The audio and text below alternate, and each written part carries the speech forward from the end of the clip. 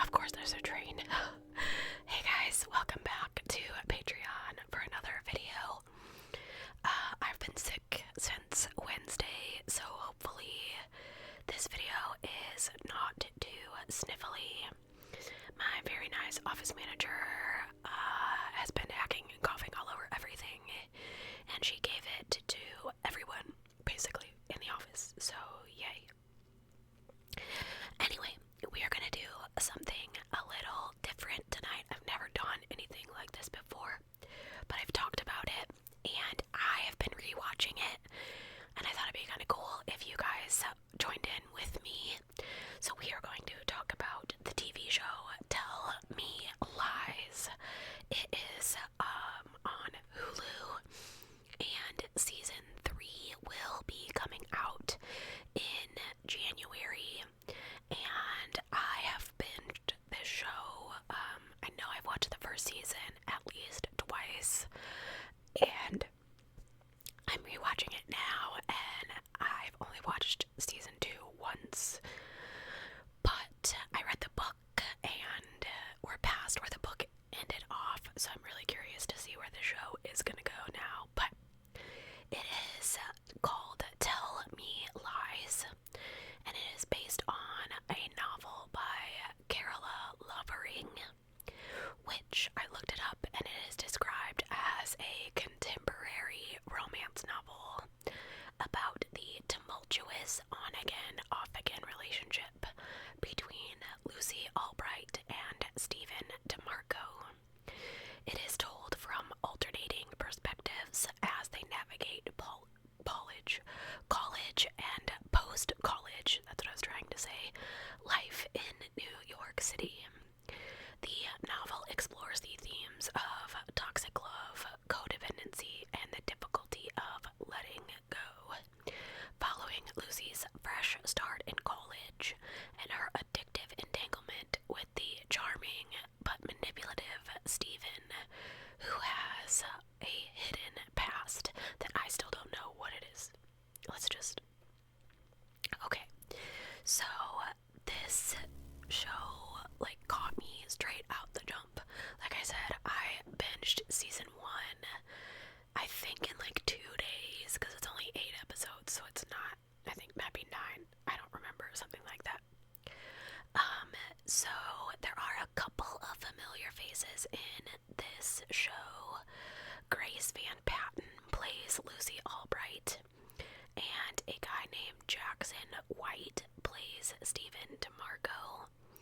And I'll tell you guys, when I first started watching this, I was like, what? And Lucy describes it in this, she's like, when I'm not around him, I don't like him, but when he's in front of me, I find him attractive. And the girl who plays Pippa says that's called charm. It is exactly what it is. I don't know what it is about this guy. When I look at pictures of him, he's not attractive, but he just says all the right things. I don't know. I'm definitely gonna need somebody to watch it and tell me what you think. But anyway, season 1, episode 1 is called Lightning Strikes. We start episode 1 in what we later learn to be a dream. Lucy is in bed with a bearded man, and he kind of rises up over her. Now this is kind of a racy show too. It's not quite as bad as Outlander. Sean calls that my booby show.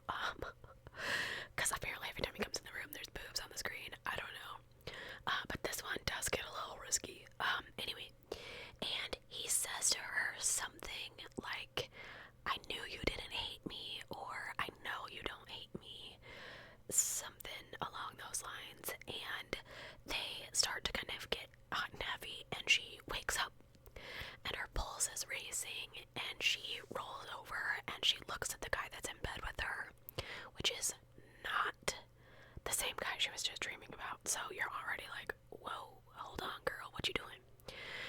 So she rolls over, and she starts to talk to the guy in her bed, which we learn is her boyfriend Max. And she kisses him, and he says she's friendly this morning, and she's like, I'm friendly every morning, and he notices that her pulse is racing. She says, I gotta go. I told Bree I'd be there early. She gets up and she starts to get ready, and Max says, are you sure you don't want me to go with you? And she's like, no, it's not that big of a deal, you know, it's no big deal. So it is a special day because it is Bree's like wedding party. It's not their engagement party, bridal shower maybe. They don't get really specific.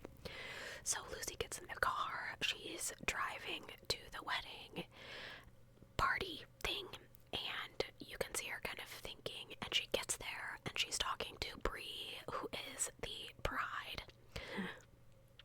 And Bree kind of apologetically says that she asked Evan, which is her fiance, to not invite Steven. However, the groom-to-be did invite him because they were roommates back in the day. They were part of this group in college.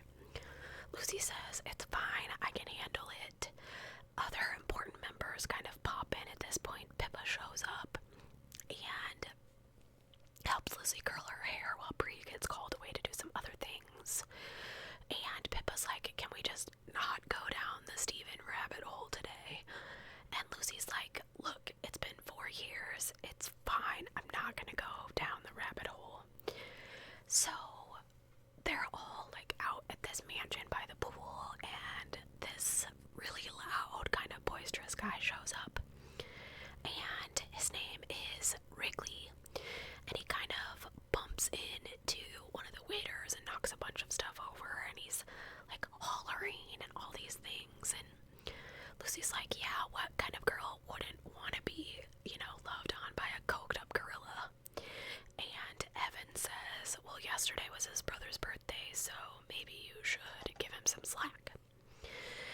And we're like, okay, we don't really know what that's about, but we figure we'll learn later. So a flashback comes in, and it takes us to what we later learn is 8 years in the past. Lucy is getting ready to leave home for her freshman year of college, and she's sitting down with her boyfriend Parker, and she's just telling him that she doesn't think that the long distance thing is gonna work. And he gets really upset because she's not upset, and she's telling him before she's leaving for school, and he's like, why couldn't you tell me sooner?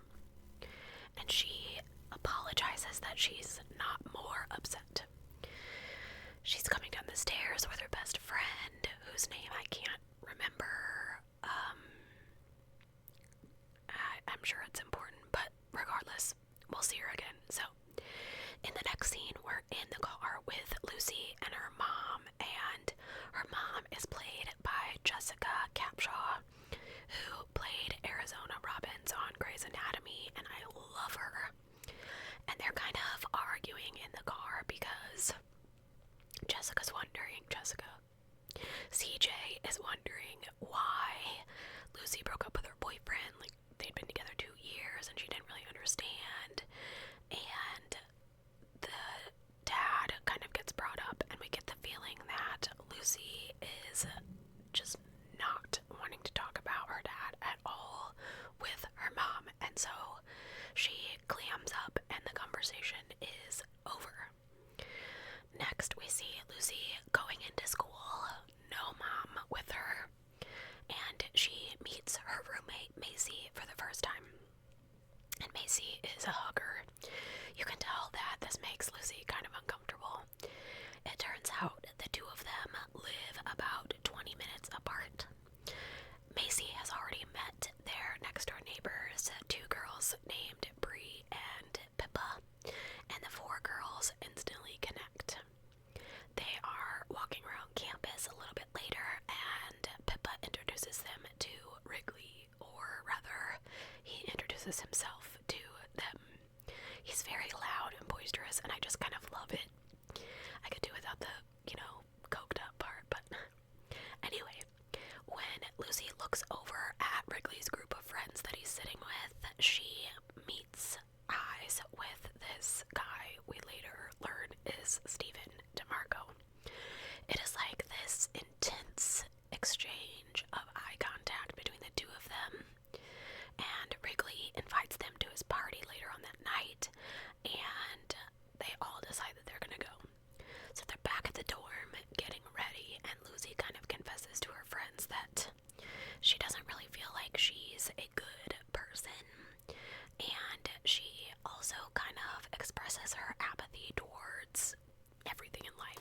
she says that she's kind of sitting there watching other people have good experiences, and she doesn't really get excited about stuff. The other girls didn't quite know how to handle this, so she kind of just laughs it off. But I get it. I think grief does that to people, but if you haven't experienced it, then you don't understand it. So, anyway, at this party, Lucy meets a girl named Diana in the bathroom.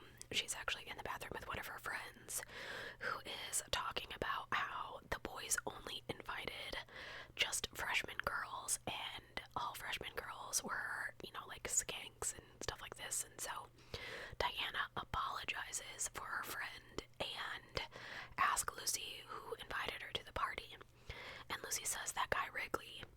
And Diana just says, kind of be careful with him, So they're kind of bebopping through this party, and Lucy is standing at the top of this staircase, and the guy she made eye contact with goes up to her, and it is kind of a weird conversation where he says, you look like you borrowed that dress and you look uncomfortable in it. And she's like, what? Like, no, I'm not uncomfortable. What are you talking about? Just something about him is just strange. But he does kind of compliment her by telling her that she's absolutely killing him in this dress. We learn his name because as she is standing there talking to him, her roommate Macy calls it out as she's coming up the stairs to meet up with Lucy. He finds out that they're roommates. They find out that Stephen and Macy are both from Bayville, and Lucy is from 20 minutes away in Cold Spring Harbor. So we're kind of still at this party. We're introduced to a kid named Drew. He's Wrigley's younger brother. He's also a freshman, and he starts to show some interest in Bree. So they're kind of coupling up a little, but everything will change later on. So the next morning, they are getting breakfast, probably lunch because they're probably hungover, but they're getting food. And Macy and Lucy are kind of in line to get salad or something. And Macy confesses that she understands what Lucy was trying to say and is about to tell her this embarrassing secret before Lucy's cell phone rings. And she answers this unknown number, and it is Stephen. And she's really kind of blown away. She's like, how did you get my number? And he's like, oh, I asked Wrigley to get it from Pippa. And he asks her out to dinner, and she kind of blows him off because she's not really sure if she's into him yet. So Bree sits down with Drew later on in the quad, and they're flirting, and they're kind of getting snuggly. And the girls are really excited about this because we found out earlier in the show that Bree is a virgin, and she really just doesn't want to hang on to her V-card anymore. So the girls are like egging them on. As the friends are egging them on, Lucy gets a phone call, and her phone says CJ. And she ignores it because she doesn't want to talk to her mom. And she gets a voicemail. She listens to the voicemail, and she gets upset by her mom's voicemail saying, I was just trying to help, and I wish you wouldn't get so mad at me. Typical parent stuff when your kid is being super standoffish. So Lucy's like, I'm gonna go to the room. I don't feel good. So she's in her dorm room reading or working on some homework when Macy comes in. And Macy is like, hey, do you want to go to this party with me? I'll be the designated driver. And Lucy is kind of like, no, I don't really want to. And Macy's like, please go with me. And Lucy's like, it's not cool to guilt me. I already said no. So Pippa and Bree were somewhere else. Lucy is adamant, and she stays in the dorm. So Macy gets ready, and she goes out to this party. In the morning, Lucy notices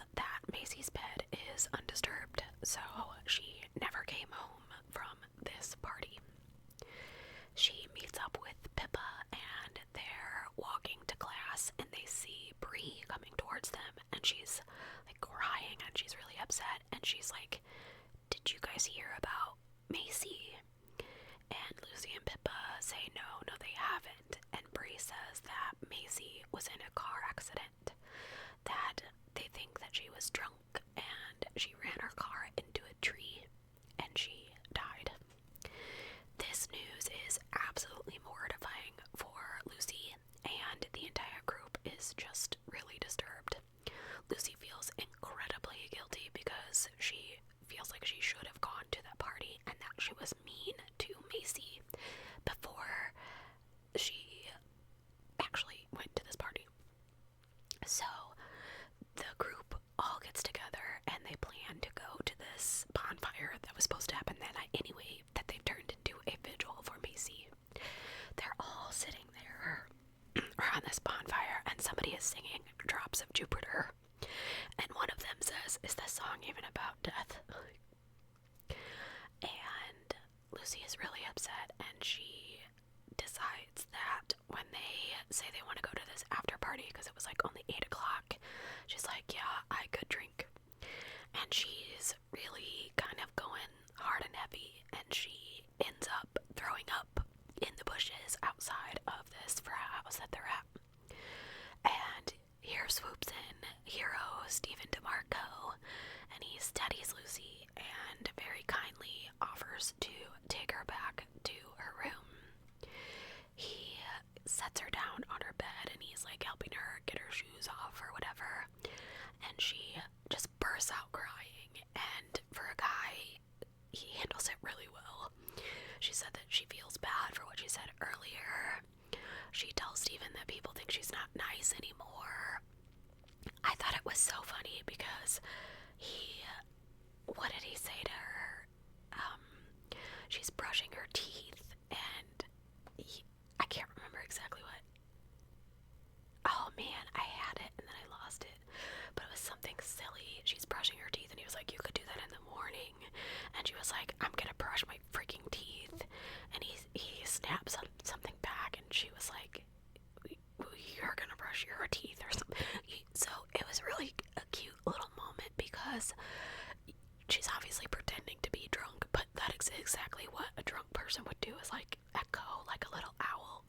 So it was just a cute little funny moment, I thought. So Lucy's upset and she doesn't want to stay in her dorm room alone with all the dead girl stuff, basically. So she asks Stephen to stay the night. He does.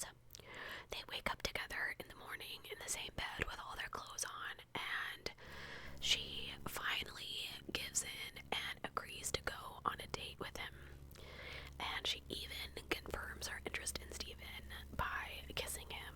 Total morning breath, like you're worried about brushing your teeth before or after you throw up, but you kiss him before you brush your teeth. I don't know. Something about that was weird to me. Regardless, they kind of start to get a little into it, and she's like, oh wait, no, wait, like we need to stop. So he's like, oh yeah, no, I was totally gonna say that, which we all know he wasn't. So the camera follows Stephen, and he makes his way to his own dorm room, where Diana from the party, from the bathroom that told Lucy to be careful of Wrigley, the big loud guy, is waiting outside of his door. It turns out that Stephen and Diana were in a relationship, and Diana broke up with Stephen a while back because, well, he cheated on her, he got drunk, and he slept with somebody else. She doesn't trust him anymore, but Stephen turns on the charm, and the two of them start to make out. And they start to get involved. However, Diana calls it off before they could complete everything, and she's like, I should not be here, and she leaves. So you can tell that she cares about him, but she's sick of being hurt by him. So Stephen is like, because he just keeps getting denied, basically. And he's laying on his bed, and he's just like shirtless, you know. And he gets a phone call from Wrigley, and Wrigley is like, dude, can you come here right now? It's my brother, I need you to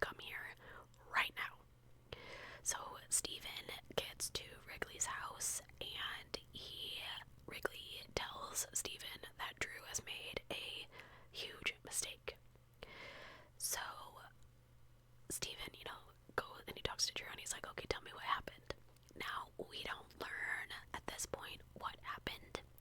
We see Steven leave the room and he kind of pauses and he's standing there kind of taking a beat and his phone goes off. And he gets a message from Lucy that says she would love to go on a date with him. And that is the end of episode 1. I was quite curious as to, what the interwebs were, why is Steven pursuing Lucy if he's still trying to get back with Diana? What is going on with Drew? Why is he so upset? I thought Maisie was going to be the sober driver. How did she get drunk and run into a tree? I needed to know the nuances of what happened. So I continued on to episode 2. Episode 2 is called Hot Blooded. So at the beginning of the episode, they show us the conversation between Steve, and Rikka and Drew. So Drew is pretty upset in this scene, and understandably. He says he was at a party the previous night and they needed more beer. He was one of the only ones that had a fake ID. He uses Wrigley's old one, which they don't look anything alike, but it's a TV show, so whatever. And so he volunteered to go get the beer. Now, he had been drinking a little, but it wasn't that much, he says. So while he is driving, he says that this car came out of nowhere and both of them had to swerve to avoid colliding, and the other car went right into a tree. Now, Drew says he did not stop to see if the person was okay, and he did not call for help, and he did not know that this was Maisie. So Wrigley says, dude, you gotta talk to him. You know that I'm not good at the big stuff and I need your help. So Steven is gonna be a lawyer, and he is smart and he is cunning. He very calmly asks all the right questions, and he kind of dissuades Drew from alerting the authorities or telling anybody about this situation. He just says to keep it among themselves and everybody will be okay. So the next scene is a grief counseling session, which was probably mandatory. Lucy doesn't really want to talk about Maisie, and she's not really comfortable in this situation, you can tell. And she only knew the girl for 2 days, but people seem to think that she should be despondent or, So she's like, please, go to the next person, because I don't really have anything to say. So after the session, the moderator lets her know that Maisie's parents will be coming by that day to get the rest of Maisie's stuff. And Lucy's like, okay, well, can you tell me what time so I can, not be there? And she says, I think that they would appreciate having you there since you knew their daughter in college. So the next part is Steven is kind of debating with Evan on whether or not he wants to go on a date with Lucy. And Evan teases him about being this Casanova and fooling around with 2 girls. He kind of brushes him off, and he's like, well, Diana doesn't want to be with me. What am I supposed to do? In the next scene, we find out that Steven and Diana have the same history class. He tries to save her a seat, and she completely blows him off. He's like, I saved you a seat. And she's like, did you? And she goes 3 rows more and sits down, so she can't even see him. He calls her the most beautiful girl in the class in front of everyone, and she's kind of charmed by this, and she's keeping him at a distance, but next scene is Mr. and Mrs. Campbell going into Lucy and Macy's room. Lucy is kind of not really sure what to do, and before this, they had shown her and Bree kind of running around the room, going through Macy's stuff, and Bree was super confused, and Lucy was like, if you were dead, would you want your parents to find all your shit? And I completely agree. I would not want my mom to find a lot of stuff if I were that age and she was going through my stuff. But I think they end up like hiding some marijuana and some maybe condoms or something like that. I can't exactly remember. So she leaves and lets Macy's parents pack up her stuff, and she goes and she kind of lays on Bree and Pippa's floor to wait.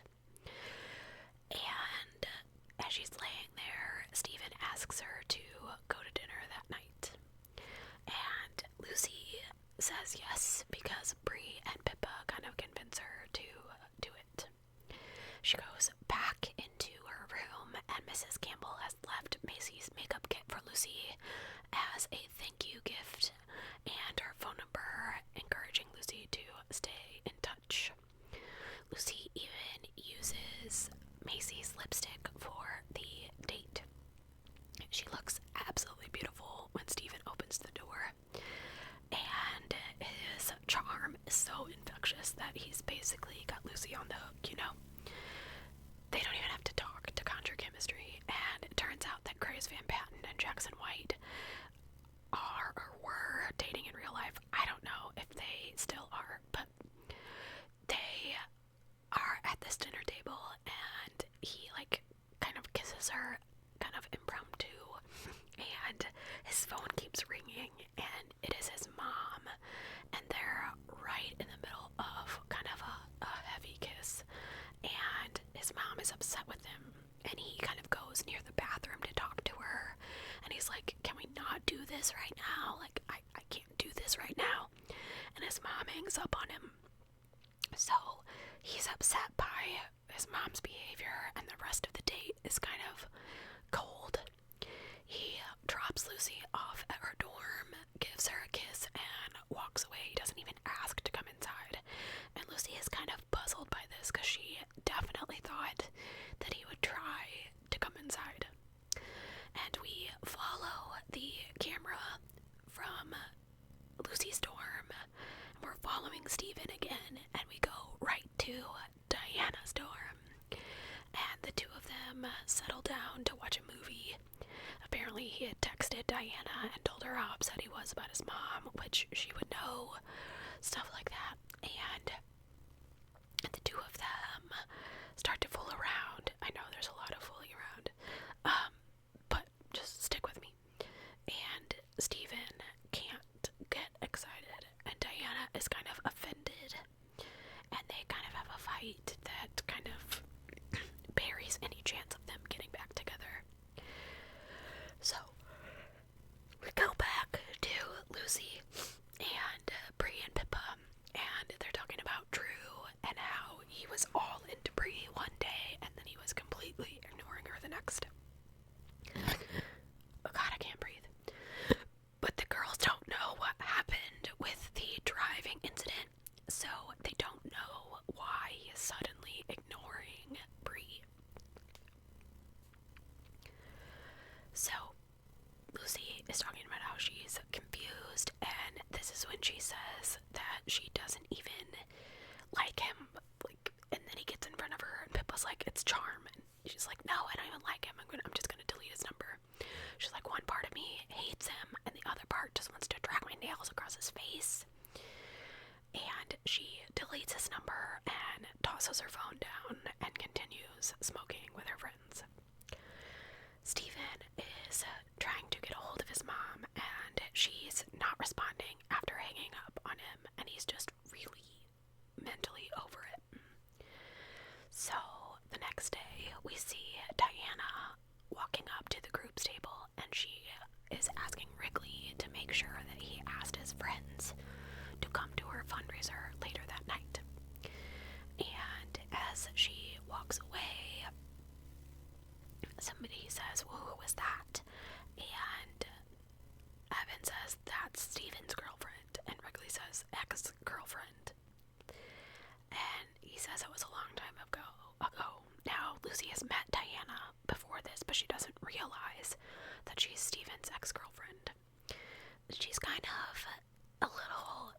this. So she strolls into Bree and Pippa's dorm room a little later, and she's like, what is there to do tonight?